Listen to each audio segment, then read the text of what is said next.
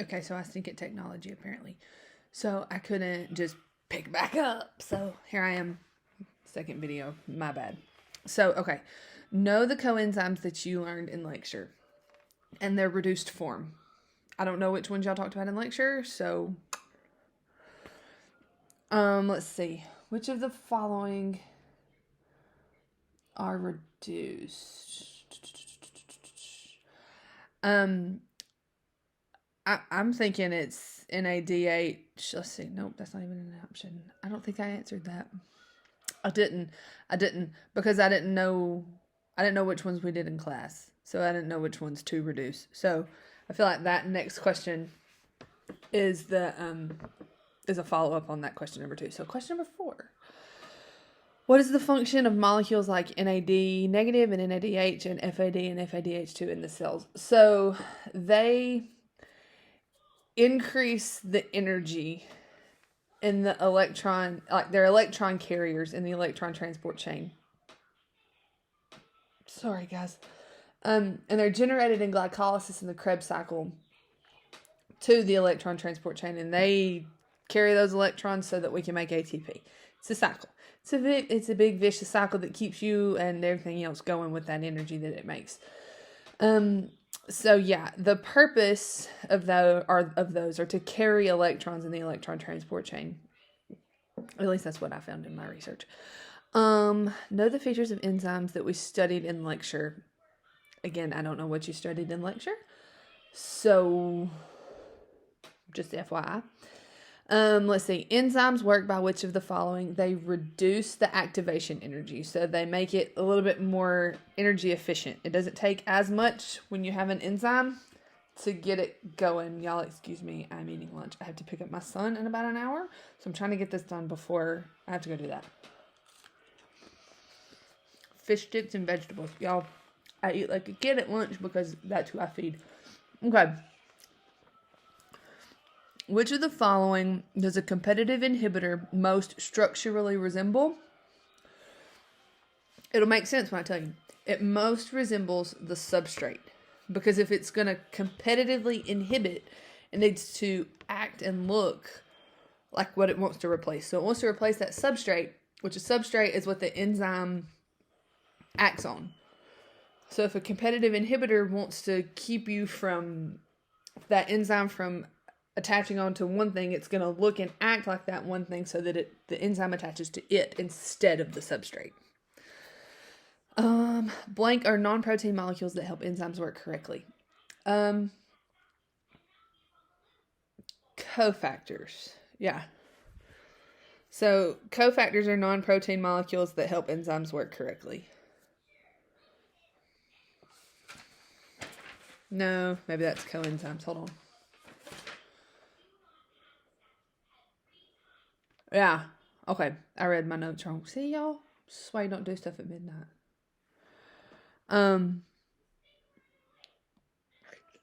Let's see. The cofactors are the next question. Number 9.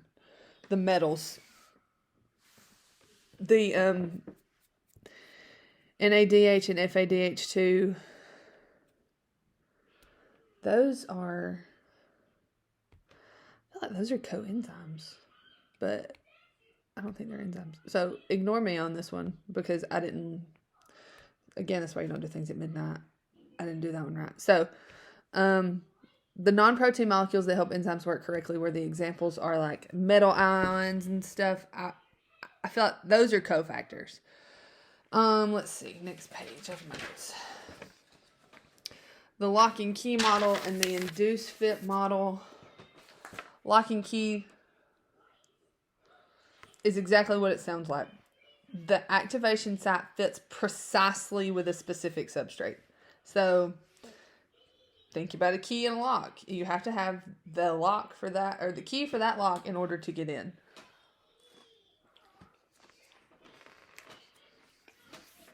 My store key, though it looks like my house key,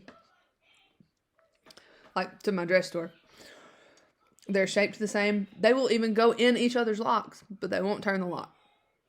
So the activation site fits precisely with a specific substrate. The induced fit where you try to make it work. So an activation site changes its conformation. So like it changes how it looks. It's the girl that wants the boy, or the boy that wants the girl, but they gotta change how they look. Sandy in Grease. Yeah, we with me? Sandy went from Sandra Dee to Grease Lightning in a song. So that's what this is. The activation site will undergo a conformational change when binding with a substrate in order to improve the fit. So Sandy became a greaser. This activation site becomes a greaser in order to fit the substrate. Let's see here. Graphs. The graphs that y'all have, I don't know anything about those. Negative feedback inhibition. So this one's kind of cool. So negative feedback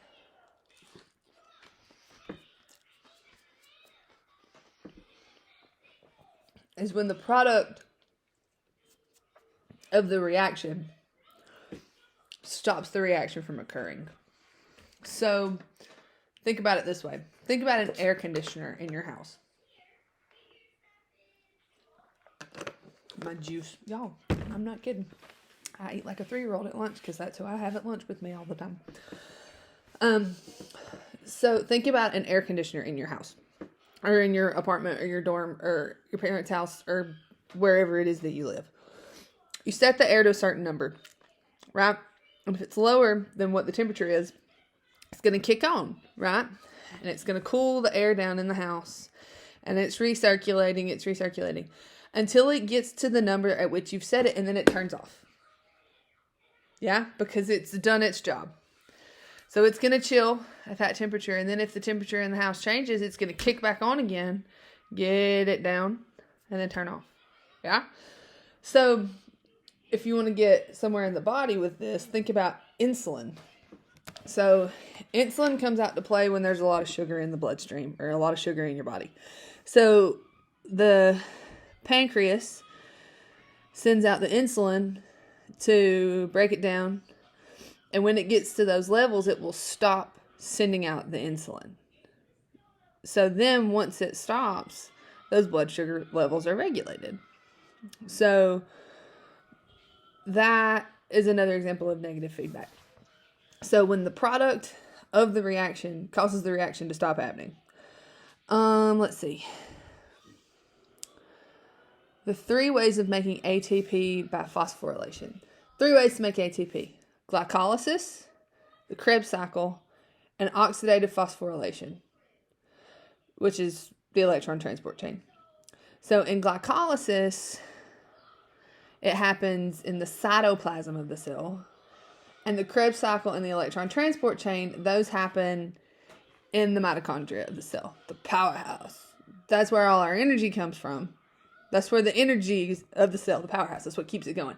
So those last 2 cycles in ATP production happen in the mitochondria. How is ATP made? Let's see. I'm going to leave that up to y'all, because that's a whole big, long, drawn-out thing.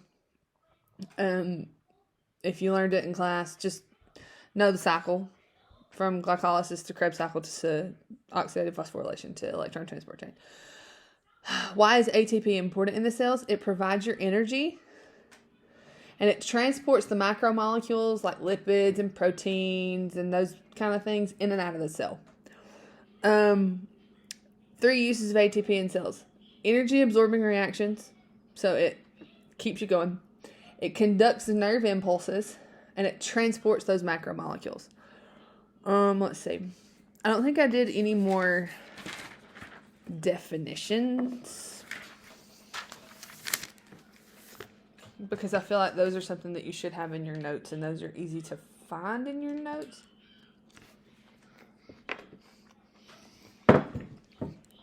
And because it was late when I was doing this, and I was just trying really hard to not fall asleep, and I might have skipped a section or 2. Sorry. Let's see.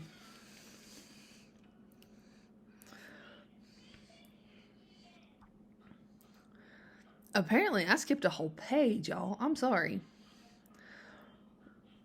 Where it's, let's see. Oh, I think it was because it was the bonus. Where bring the complete answer to this question during exam time. Get 15 bonus points for your exam. So, do that. Yeah. And the difference in the pathways. Do that. Let's see. Okay. Here we are. This is where I got to. A comparison, one similarity, and one difference between photoautotrophs and photoheterotrophs. So, the similarity, they both use light as their energy source. But the autotrophs, their energy, or their carbon dioxide is coming from the atmosphere. And the heterotrophs, the CO2 is coming from organic substances in the environment. So in the photoautotrophs, CO2, air. Photoheterotrophs, CO2, organic molecules. Or organic substances. And they both use light as their energy source. So next you have chemoautotroph and chemoheterotroph. So let's see. They both get their energy from inorganic oxidation. Chemoautotrophs use inorganic energy sources to make organic compounds from CO2. Chemoheterotrophs are unable to use CO2 to form their own organic compounds. They usually use things like sulfur, carbohydrates, lipids, and proteins. Let's see. Why is the Krebs cycle important in both catabolism and anabolism? The Krebs cycle is something that's called amphibole. So it's both catabolic and anabolic.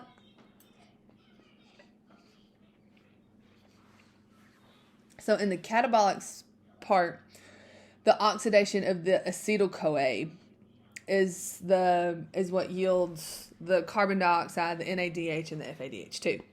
In the anabolism, it forms the macromolecules like fatty acids and amino acids, which you know that the amino acids are the building blocks for a lot of different stuff, or proteins mostly. Let's see. Which of the following pathways produce 5-carbon sugars that can be used for nucleotide synthesis? PPP, the pentose phosphate pathway, and pentose kind of gives that away. Anything like think about glucose, sucrose, pentose. Pent, 5, os, sugar. 5-carbon sugar. Pent. Think about a pentagon. Os, sugar. Let's see. The ED pathway is most prevalent in gram-negative bacteria. The first step in carbohydrate metabolism is glycolysis.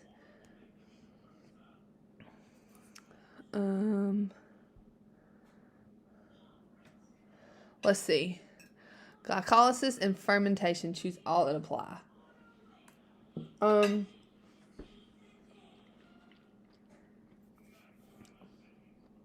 Fermentation does not use the electron transport chain. Fermentation does not require oxygen. You have been so good. Come here. Sorry, guys. Yes, you can. I love you. I love you too. You want to come say hey? Yep. Say hey. Hi. All right, here. Get those lifesavers. I don't want it. Well, what would you like? Brownie. Go get one. Go get one. This time I'm going to have the whole thing. No, you're not. You're splitting it. Why? Because you can't have a whole brownie. Y'all, I'm sorry. That's right. Oh, yeah, that's right. They both occur in the same place because glycolysis is the first step of fermentation. Fermentation is the the one on top. first step. Because They go hand in hand I want the one on the top. because it has pink on it. Yeah, and you have pink. It's okay. Boop, boop. Boop, boop. Can you show your pink? Are you going to teach my kids? My kids. They're not kids. You going to teach my students? No, I'm just gonna help you. Hi. Let me guess. Say, Mwah. good luck on your test. Good luck on your test. Go watch PJ Masks, okay? Go watch PJ Masks. You go watch PJ Masks. I'll be in there in a minute. You watch PJ Masks. Okay. Okay. Copycat game, y'all. It's great with a 3-year-old. And there's your comedic interlude for the day. Let's see. How much energy in kilocalories does the following food produce? I think I looked that up wrong. I looked up how many kilocalories per gram in fat and in carbs and in proteins. So I got 9 for fat, 4 for protein, and 4 for carbs. But that's per gram of each of those things. I don't think I did that right. You might want to look that up. Let's see. 2 types of carbohydrate metabolism. Glycolysis and gluconeogenesis. So glycolysis, lysis. You're cutting it. You're breaking it down.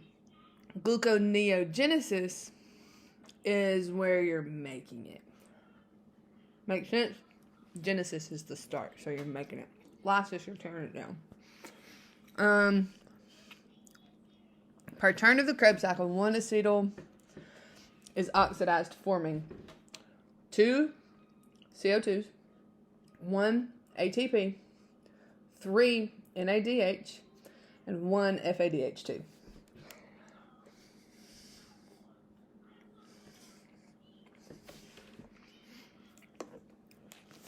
Which 2 stages of the Krebs cycle are CO2 produced? Anytime that the NADH plus is turned into the NAD plus is turned into NADH, it gives off CO2.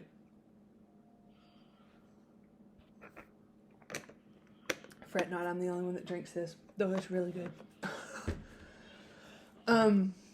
So when the isocitrate goes to the alpha-ketoglutarate, and then when the alpha-ketoglutarate goes to succinyl-CoA. So those 2 back-to-back are going to give off the CO2s. I don't know what number those stages are, but those are the stages that produce it.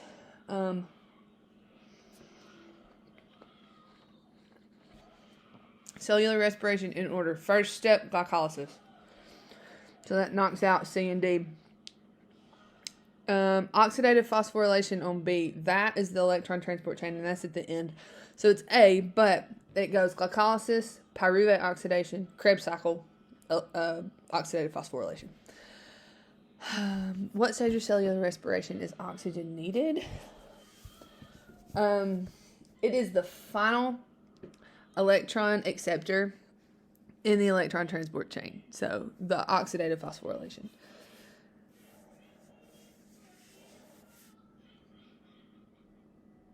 Well, I mean, you need it in all of them but glycolysis. It needs oxygen. So I hope that's a circle all that apply.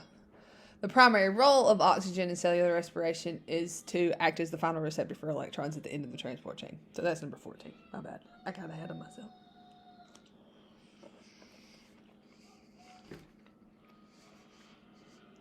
Y'all, I'm sorry. I'm just trying to help. But I'm also just trying to eat too. Let's see.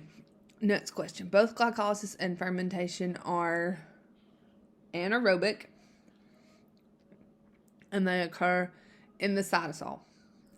Glycolysis. So the next question to the next answer to the question is glycolysis. So which of the following metabolic pathways is common to cellular respiration and fermentation? Glycolysis is the link to those. Let's see. Fermentation When skeletal cells undergo fermentation, they become painful and fatigued. This is caused by a buildup of lactate. So that lactic acid in those muscles, as that lactate builds up, that's what really starts hurting. If cells start undergoing, or if those muscle cells start undergoing fermentation. Summary equations of oxygenic photosynthesis. So oxygenic photosynthesis is 6 CO2 plus 6 H2O yields C6H12O6 plus 6 O2. So that photosynthetic formula that you think of. Light dependent is a little different. So you've got, you might want to write this down. So pause me, go get something to write down with, and then start back. Ready, set, go. 12 H2O plus 12 NADP plus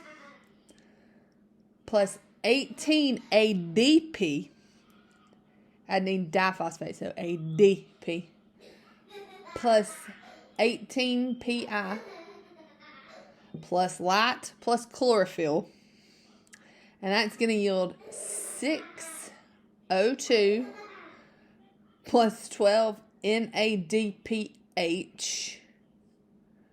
plus 18 ATP, adenine triphosphate.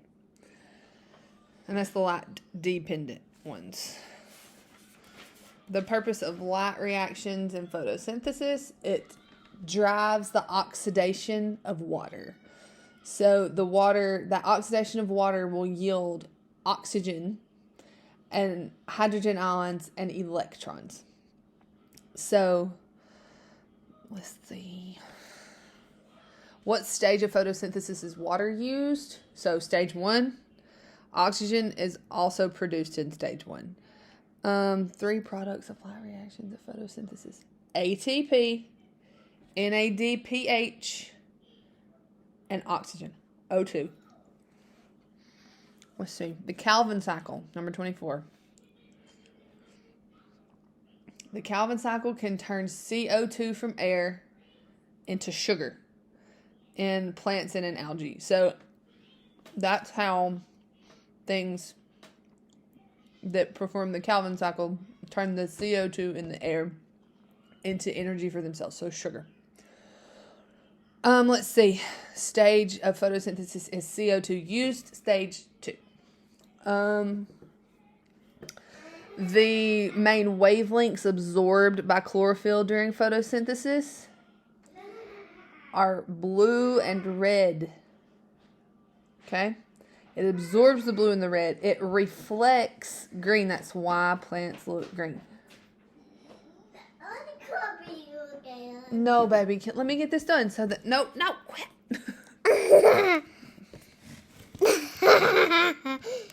Hello. Stop. Go watch PJ Masks. You go watch PJ Masks. Do you want to sit right here and watch it on my phone? Yippee, yippee, yippee. We'll have it going twice. Alright, go sit right there in that chair. Let's see. Right here. Sit right there. Still right here. Let's see. Why are most plants and cyanobacteria green? It reflects the green light. Laura, sweetie, I need to get this done, okay? I want to help. You know how you can help me? What? Watch PJ Masks. Isn't that fun? I wish that was all we had to do to help and pass our test, right? Watch cartoons? Let's see.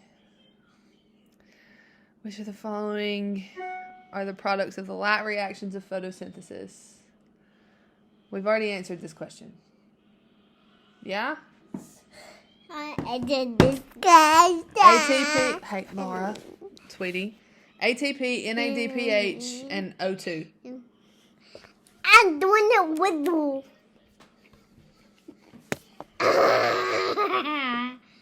What are you going to do with those buttons? Which of the following products of the light reactions are used in the Calvin cycle? The Calvin cycle uses the ATP, and the NADPH. There you go. Let's see her. How is O2 produced during light reactions of photosynthesis? I feel like we've talked about this as well. The splitting of the water molecules, right? So when the oxidation of the water happens, that gives you the O2. Let's see.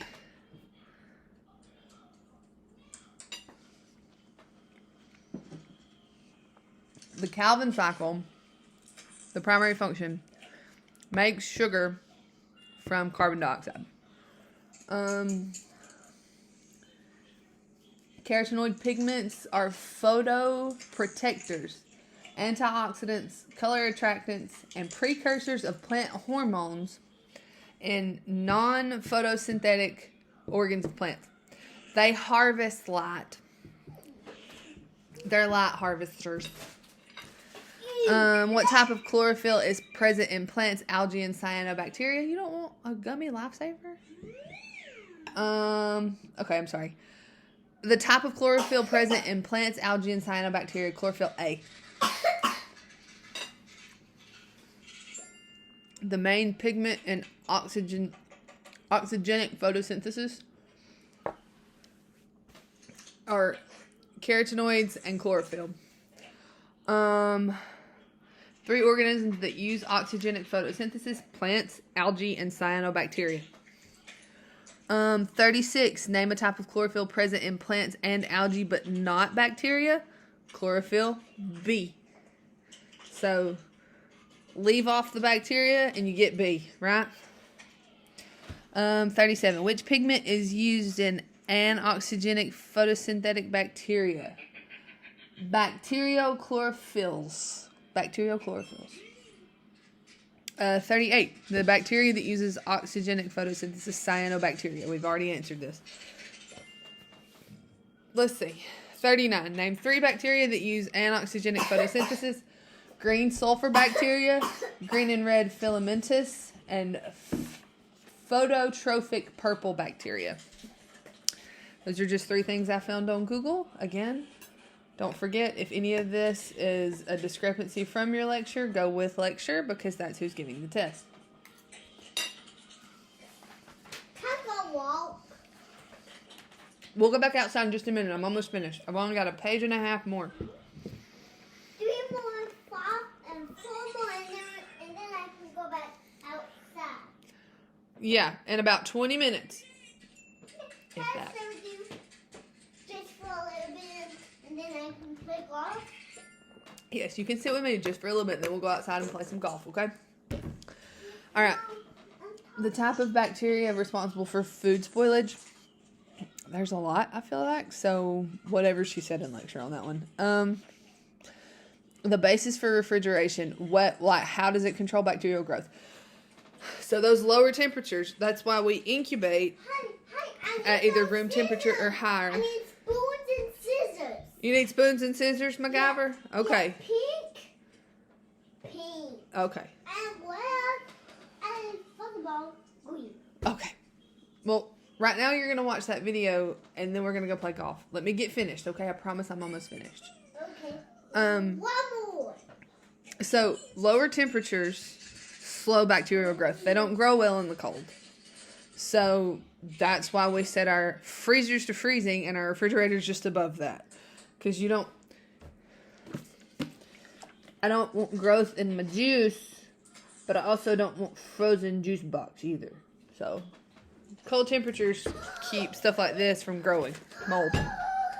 Or bacteria. What? Which, mold, bacteria, whatever. Anyway. Long enough to get that fixed. Hypertonic solutions dehydrate bacteria.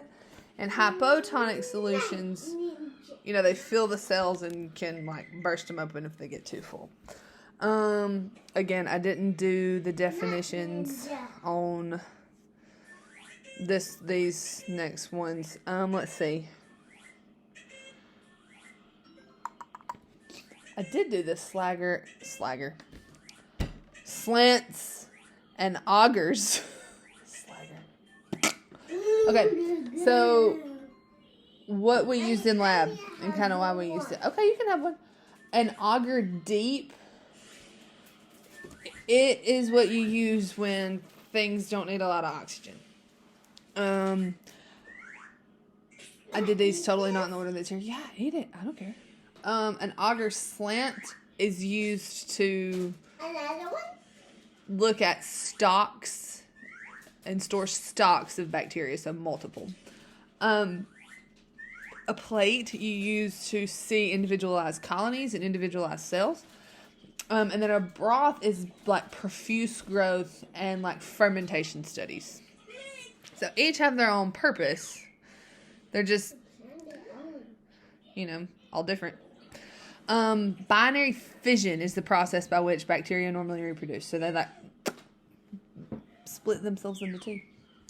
The stages of bacterial growth, the lag, the log, the stationary, and the death decline. It's just a curve. So like lag, log. Oh. So here's your log number of cells and your time. So you've got lag, log, stationary, death decline. Selective media is used for select growth of particular microorganisms. Differential media is used to differentiate closely related organisms or groups. So like the differential media is used to be able to tell the difference. Selective media is used for something specific. Two methods of preserving bacteria for a long time. Cryopreservation and lyophilization. Again, can't read my writing. Let's see. The 4 direct methods of counting, estimating bacterial numbers. Plate counts, filtration, MPN method. Okay, when I pulled this up last night, I did not see these terms. They were gone. Now, granted, that could have been because I had it pulled up on my phone as an attachment. I couldn't see them. Describe the following methods. Pour plate, spread plate, and streak plate. Pour plate is obligate or anaerobic,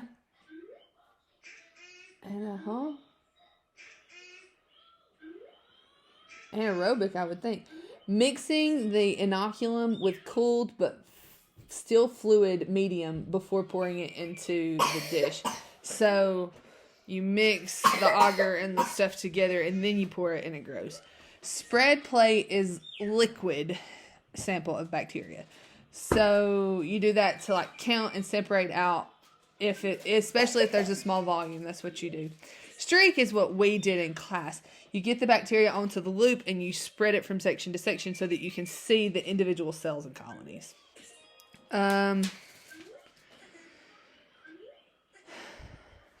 Turbidity, we talked about that, where it's just cloudy. So that means that there's something there. Metabolic activity and dry weight. I didn't look those up. I'm sorry. So you'll have to look at those. Be able to use the tables given to you during lecture on February the 23rd. It's for questions on physical method used to control bacterial growth and chemical agents used to control bacterial growth. Again, let's see. Sepsis is, think about when your body is septic, you're infected. Sepsis is an infection. Antisepsis, antiseptic, means it's clean. Disinfection means you're getting rid of an infection. Sterilization means you're getting rid of things before you touch it. Y'all